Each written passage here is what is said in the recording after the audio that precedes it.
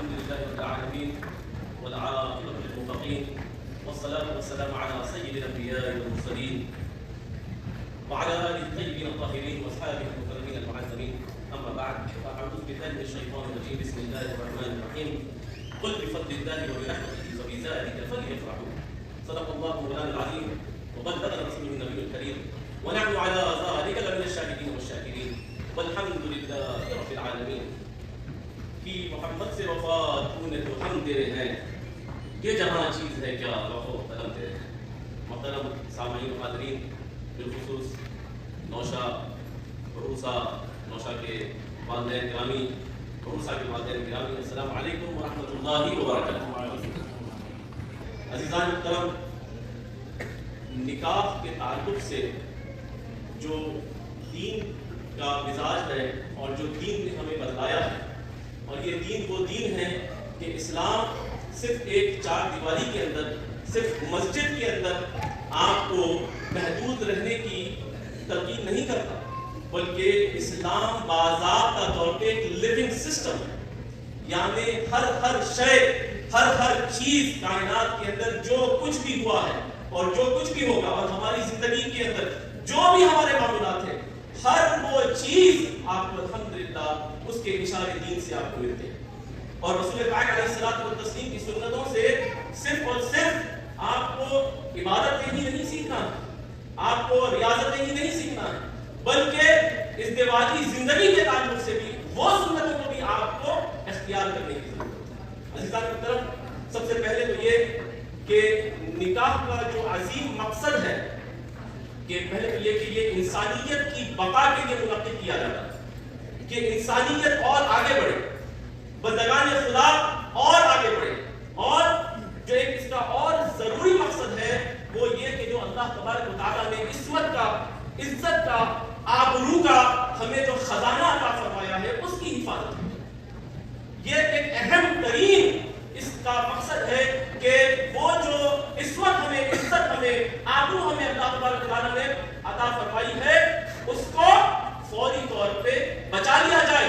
بلکہ ارشاد یہ فرمایا کہ تم میں سب سے بہترین وہ ہے جو اپنی عصمت کی حفاظت کرے، اپنے آبرو کی حفاظت کرے، اپنے نگاہوں کی حفاظت کرے. عزیزان محترم، بلکہ بندگان خدا میں وہ جو نوجوان ہیں اور جنہوں نے اپنی عزت اور آبرو کی حفاظت فرمائی، ان کے درجات بہت زیادہ اللہ تبارک و تعالیٰ بلند فرمایا. عزیزان محترم، اللہ کے یہاں یہ معاملہ بھی بڑا پسندیدہ ہے کہ یہ جو دو خاندان کا باہمی تعلق پیدا ہوتا ہے نکاح کے ذریعے، اس کے ذریعے ایک بہترین کمیونٹی تشکیل پائی جاتی ہے، باضابطہ ایک بہترین معاشرہ اس سے پنپتا ہے. تو اس کو سمجھنے کی ضرورت ہے.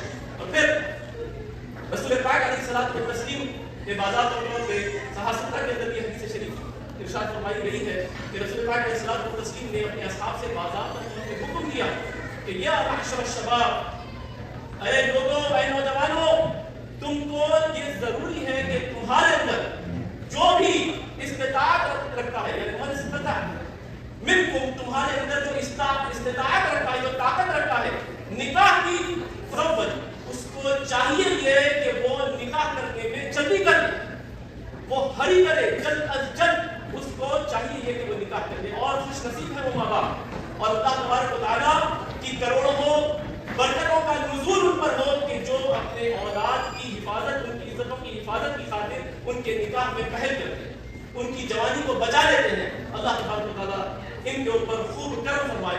عزیزان محترم، پھر رسول پاک علیہ الصلوۃ والتسلیم نے یہ بھی بات ارشاد فرمائی ہے کہ جو نکاح کرتا ہے اس کا یوں سمجھیے کہ آدھا دین مکمل کر دیا جاتا ہے. اب وہ آدھے دین کے لیے اللہ کی خشیت کو اختیار کرے، وہ اللہ سے ڈرے. یعنی نکاح کو باضابطہ طور پہ نصف دین کہا گیا. اس کی اہمیت کو سمجھیے کہ اس سے ایک تو ایک کمیونٹی بلڈ ہو رہی ہے کہ خاندانوں کے باہمی تعلق سے ایک باضابطہ معاشرہ پنپ رہا ہے، اور اللہ تبارک و تعالیٰ کی رحمت کو اپنی طرف مبذول کرنے کا یہ بہترین طریقہ کار ہے. اب یہ جو ازدواجی زندگی ہے اس کے اندر میں آپ سے بات کرتے ہوں، بلکہ ابھی پروفیسر صاحب نے خوبصورت سی بات فرمائی کہ رسول پاک علیہ الصلوۃ والتسلیم کے لیے تو ہر چیز ہمارے की कुर्बान होनी चाहिए, और हर चीज रसूल पाक अलैहिस्सलातु तस्लीम ही के जरिए, क्योंकि जो सोर्स है हमारा, जो हमारी बुनियाद है दीन की, वो रसूल पाक अलैहिस्सलातु तस्लीम है। और रसूल पाक अलैहिस्सलातु तस्लीम के पास इसलिए जाना है क्योंकि हुक्म इलाही है, अल्लाह का ऑर्डर है, कुल इन कुंतुम तुहिब्बूनल्लाह फत्तबिऊनी युहब्बुकुमुल्लाह। ऐ हबीब, आप बंदगान खुदा से ये बतला दीजिए कि वो अगर अल्लाह के करीब होना चाहते हैं, बंदा तो चाहता ही है कि वो अल्लाह के करीब हो, और अल्लाह क्या फरमाता है, अगर वो ये चाहते हैं कि वो मुझसे कुर्बत हासिल करे, तो उनको चाहिए ये कि वो आपकी इत्तिबा, आपकी गुलामी करे, आपकी पैरवी करे, आपसे मोहब्बत करे, तो उसका अल्लाह तबारक व तआला रिवॉर्ड ये देगा कि अल्लाह उनको अपना महबूब करेगा। यानी अगर बंदा खुदा की कुर्बत चाहता है तो हुक्म इलाही के रसूल तक पहुंचो, और रसूल तक अगर पहुंच जाओगे तो अल्लाह तबारक व तआला तुम्हें अपना महबूब करेगा। क्योंकि यह हो नहीं सकता कि कोई गुलामी का तो दावा करे और उनकी सुन्नतों को ना अपनाए, उनके कौल को ना अपनाए, उनके हुक्म को ना अपनाए। अज़ीज़ान मुहतरम, रसूल पाक अलैहिस्सलातु तस्लीम कि यहाँ एक सहाबी आए, और आने के बाद उन्होंने अर्ज किया, या रसूलल्लाह, बात दरअसल ये है कि मेरा ऊंट पागल हो गया, वो दीवाना हो गया, अजब सा काम कर रहा, बड़ा खतरनाक हो गया। अब आप अंदाजा लगाइए कि ऊंट का पागल होना, उसका तो तालीमात कुरान से क्या ताल्लुक है, रसूल पाक की तबलीग से उसका ताल्लुक क्या है।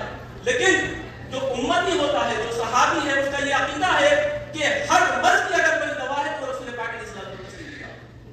ये नहीं कहा गया कि भाई उसके लिए तो किसी और के पास जाओ जो जानवरों का इलाज करने वाला है, रसूल पाक के पास हाजिर हुए। रसूल पाक अलैहिस्सलातु तस्लीम उस ऊंट की तरफ जब तशरीफ ले गए तो आपके साथ असहाब भी मौजूद। अब उन्होंने देखा ये कि असहाब फिक्र में आ गए, परेशान हो गए कि ये ऊंट कहीं खुदा ना खास्ता रसूल पाक को तकलीफ ना पहुंचा दे, अजियत ना पहुंचा दे। वो भागता हुआ रसूल पाक के पास आया। ऊंट है, जानवर है, लेकिन अल्लाह तबारक व तआला ने रसूल पाक को पूरी कायनात का रसूल बनाकर भेजा। सिर्फ इंसानों का नहीं बल्कि रहमतन लिल आलमीन बनाकर भेजा। सिर्फ और सिर्फ मुसलमानों के लिए रहमत बनाकर नहीं भेजा, बल्कि वमा अरसलनाका इल्ला रहमतन लिल आलमीन, तमाम आलमीन के लिए रहमत है। तो वो जानवर के लिए भी रहमत है, वो पेड़ों के लिए भी रहमत है, वो हर चीज के लिए रहमत है। अब रसूल पाक अलैहिस्सलातु तस्लीम को जैसे वो ऊंट देखता है, वो रसूल पाक अलैहिस्सलातु तस्लीम की तरफ रन करते हुए दौड़ता हुआ आ जाता है और बाज़ाब्ता अपने सर को रसूल पाक के कदमों में डाल देता है। साहब सिद्धा की हदीस है। अब जैसे असहाब ने ये अमल देखा कि जानवर है, लेकिन रसूलुल्लाह सल्लल्लाहु अलैहि वसल्लम के कदमों में अपने सर को रख देता है, और रसूल पाक अलैहिस्सलातु तस्लीम बड़ी रहमत से अपने दस्ते मुबारक को उसके सर पे फेरते हैं। अब कालवा होता है तो वो बाज़ाब्ता तौर पे रसूल पाक अलैहिस्सलातु तस्लीम से शिकायत करता है कि ये मुझसे बहुत ज्यादा काम लेते हैं और मुझे चारा भी नहीं डालते, मुझे खाने को नहीं देते। जानवर की जुबान है और रसूल पाक से बयान हुई, और रसूल पाक समाज में हबीब, हमने आपको हर वो चीज का इल्म दे दिया जो कुछ आप नहीं जानते। अब ये उसके जरिए अल्लाह तबारक व तआला ने रसूल पाक को ताकत और क़ुव्वत अता फरमाई कि आपने मुकालमा किया। रसूल पाक ने सहाबी से कहा कि इसको फौरी तौर पे चारा दिया जाए और इसके साथ अच्छा बर्ताव किया जाए, इसके पर जुल्म न किया जाए, क्योंकि ये रहमतुल लिल आलमीन सबके लिए रहमत। अब जैसे इस अमल को दूसरे असहाब ने देखा, उन्होंने कहा, नहनु अहब्बु अन नस्जुदा लिनबी, या रसूलल्लाह, हम जो है जैसे उस पोजीशन को देखा, उस कैफियत को देखा कि वो सजदे के मानिंद था, ऊंट की जो कैफियत थी वो सजदे के मानिंद रसूल पाक के कदमों में गिर गया। जैसे सहाबा ने देखा, उन्होंने कहा, या रसूलल्लाह, ये हमारे लिए ज्यादा हक है कि हम आपको सजदा करना चाहते हैं, हम आपको आपके असहाब होने की वजह हम आपको सजदा करना चाहते हैं। अब यहाँ पे ता कयामत की सुबह तक अल्लाह तबारक व तआला के हबीब ने एक पैगाम अता फरमा दिया कि सजदा ताज़ीमी हराम, सजदा इबादत वो वैसे ही हर नबी की शरीयत के अंदर हराम था, लेकिन सजदा ताज़ीमी हजरत आदम अलैहिस्सलाम के ज़माने में करवाया गया, हजरत यूसुफ को हजरत यूसुफ के भाइयों के लिए सजदा ताज़ीमी था। सजदा इबादत तो हमेशा ही से मना कर दिया गया, हराम है, लेकिन रसूल पाक अलैहिस्सलातु तस्लीम ने फरमाया ये हराम ये नहीं किया जा सकता।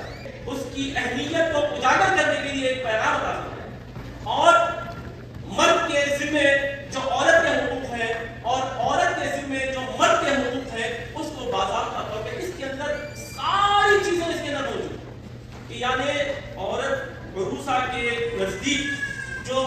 شوہر کا خاوند کا حق ہے. اب آپ اس سے نتیجہ اخذ کر لیے کہ رسول پاک علیہ الصلوۃ والتسلیم نے ارشاد فرمایا کہ اگر یہ سجدہ جائز ہوتا تو میں سب سے پہلے خواتین کو اپنے شوہروں کو سجدہ کرنے کا حکم دیتا. اب آپ اس سے اندازہ لگائیے، اس کے اندر ساری چیزیں ہیں کہ کس قدر ایک عورت اپنے شوہر کے لیے اس کے کیا حقوق ہے، اس کے شوہر کے لیے کس طریقے سے اس کی وہ ریسپیکٹ کرنی چاہیے، کیسے اس کے حق کا اسے پاس و لحاظ کرنا چاہیے. تمام معاملات اس کے اندر آ جاتے ہیں. آپ اس سے اندازہ لگائیے کہ رسول پاک نے ایسی عظیم بات فرمائی کہ اگر سجدہ جائز ہوتا نہیں ہے لیکن اگر ہوتا تو میں خواتین کو یہ حکم دیتا کہ وہ اپنے شوہروں کو سجدہ کریں. اور قرآن پاک میں اللہ تبارک و تعالیٰ نے ایک اور جگہ ارشاد فرما دیا کہ الرجال قوامون علی النساء، کہ مرد کو عورتوں پہ حاکم بنا کر بھیجا گیا ہے. اور میں کوئی یہ دادا جان نانا جان کی کتاب سے نہیں کہہ رہا، قرآن کی بات کر رہا ہوں. یہ اللہ کا حکم ہے، کوئی بہنیں بھی پریشان نہ ہو، فکر کرنے کی ضرورت نہیں، اللہ کا حکم ہے. لیکن اسلام ایک ایسا بہترین مذہب ہے، اسلام ایک ایسا بہترین لیونگ سسٹم ہے کہ خدا کی قسم اگر اس کو اختیار کر لیا جائے تو فتح ہی فتح، کامیابی کامیابی، کامرانی ہی کامرانی. عزیزان محترم، اب رسول پاک علیہ الصلوۃ والتسلیم نے ارشاد فرمایا، کیونکہ ہمارے جو دین کی بنیاد ہے وہ قرآن ہے اور سنت نبوی علیہ الصلوۃ والسلام. اب رسول پاک علیہ الصلوۃ والتسلیم ارشاد فرماتے ہیں کہ خیرکم خیرکم لأہلہ وانا خیرکم لأہلی. اللہ اکبر. دیکھیے کیا خوبصورت بات ہے.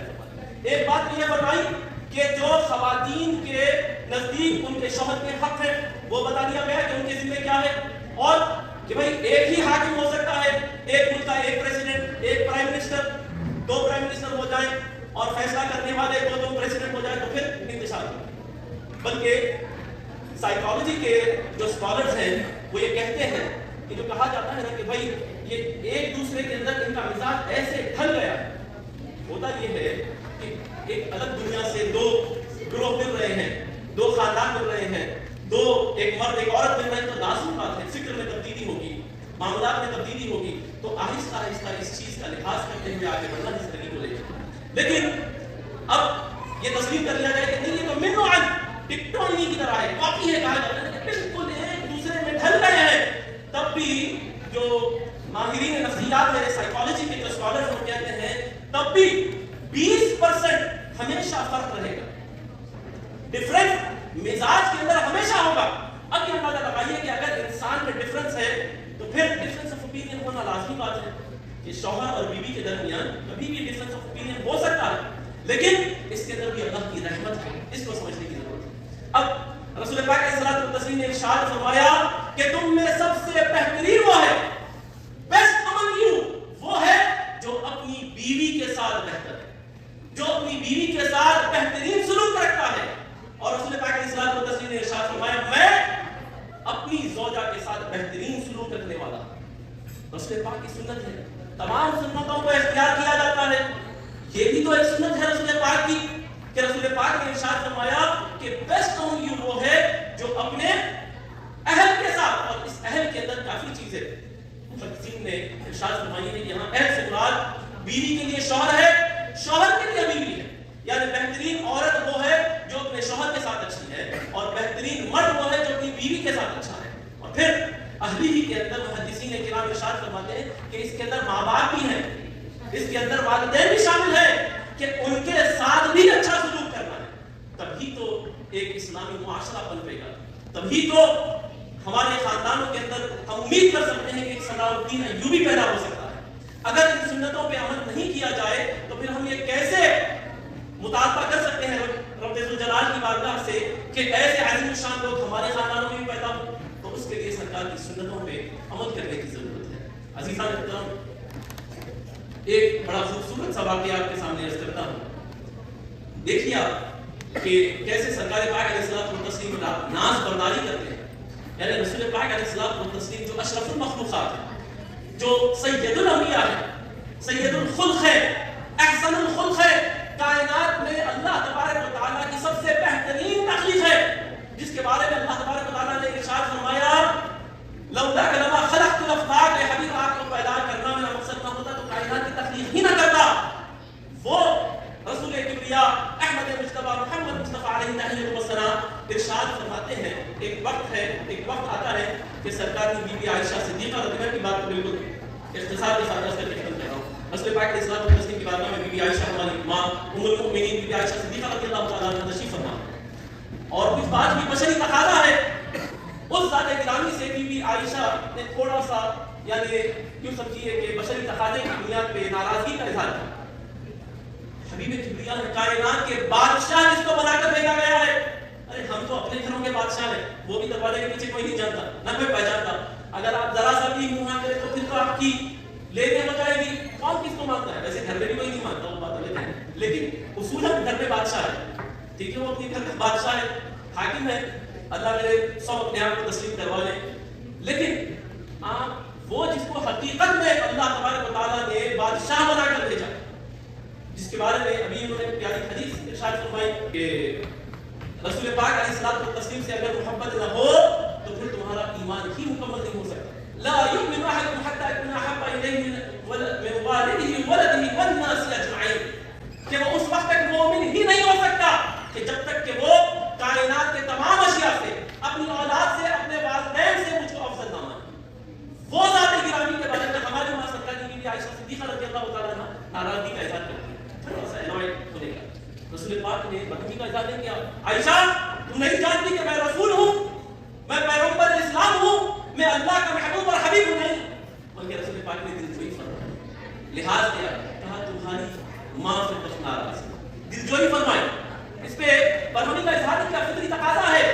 تو چھوٹی چھوٹی باتوں کے اوپر خامخواہ کے افینڈڈ ہو جانا یہ اسلام کی تعلیمات نہیں ہے، بلکہ ایسے موقع پہ سامنے والے کا لحاظ کرنا، چاہے وہ شوہر ہو کہ بیوی ہو، ایک دوسرے کا لحاظ کرنا، اور کبھی کبھی ہارنے بھی مزہ ہے، کبھی کبھی بحث میں آرگیومنٹ میں ہار جانے سے بھی جیت جاتا ہے انسان، تو کبھی کبھی ہار کر اپنے گھر کو بچا لینا۔ عزیزان محترم، آپ دل جوئی دیکھیے کہ سرکار کی بیوی عائشہ صدیقہ رضی اللہ تعالیٰ عنہا کھڑکی کی طرف دیکھ رہی ہیں کہ باہر کچھ سلسلہ چل رہا تھا، جیسے رسول پاک علیہ الصلوۃ والتسلیم نے دیکھا کہ بی بی عائشہ دیکھنا چاہتی ہیں کہ کیا باہر ہو رہا ہے۔ عید کے زمانے کا واقعہ حدیث شریف میں بات آئی ہے، ایک واقعہ آیا کہ رسول پاک علیہ الصلوۃ والتسلیم نے قریب جا کر سرکار کی بی بی عائشہ صدیقہ رضی اللہ تعالیٰ عنہا جو ہماری ماں ہیں، ان کو مومنین ہیں، ان کو کہا میرے شولڈر پہ آپ اپنی ٹھڈی رکھیے، آپ اپنی چن میرے شولڈر پہ رکھیے تاکہ آپ کو تکلیف نہ ہو، اور آرام سے دیکھیے، یعنی ٹیکا دیا۔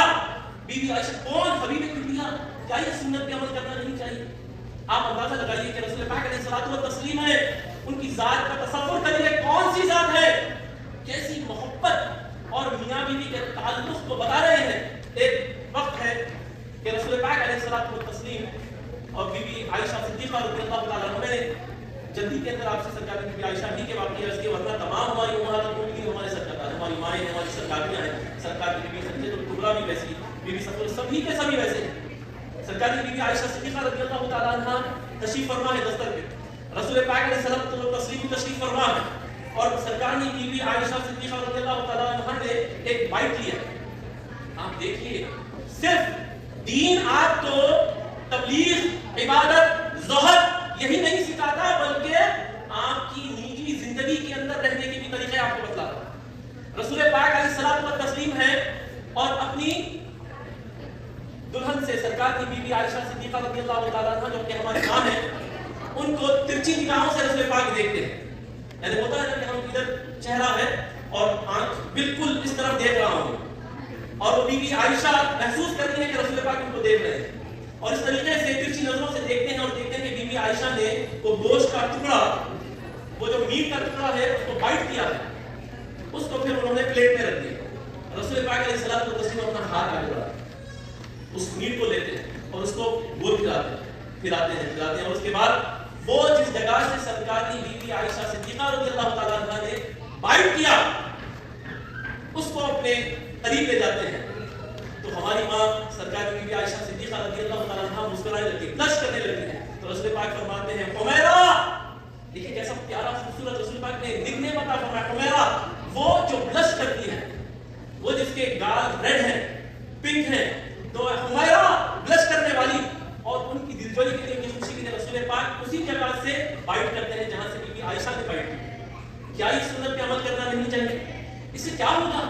فیملی سسٹم تیار ہوگا، بیوی کو یہ اعتماد ہو جائے گا کہ کائنات میں کچھ بھی ہو جائے میرا شوہر میرا چاہنے والا ہے، اور میاں کو بھی ہمیشہ یہ اعتماد ہو جائے گا کہ میری جو بیوی ہے وہ میری متبع ہے، میری تابعدار ہے، میری عزت کرنے والی ہے، میری عزت کا خیال رکھنے والی ہے۔ عزیزان محترم، اللہ تبارک و تعالیٰ ہمارے خاندانوں کے اندر برکتوں کا نزول فرمائے۔ اللہ تبارک و تعالیٰ یہ بالخصوص دلہا اور دلہن کی زندگی میں خوب برکت عطا فرمائے، ہمیشہ ہمیشہ اس جوڑے کے اندر محبتوں کو قائم و دائم فرمائے، ایک مثالی جوڑا بن کر بھی اٹھے۔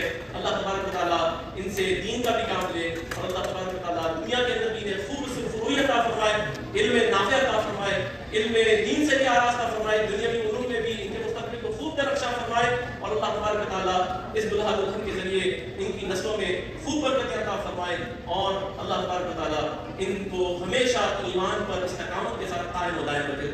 دعوانا الحمدللہ۔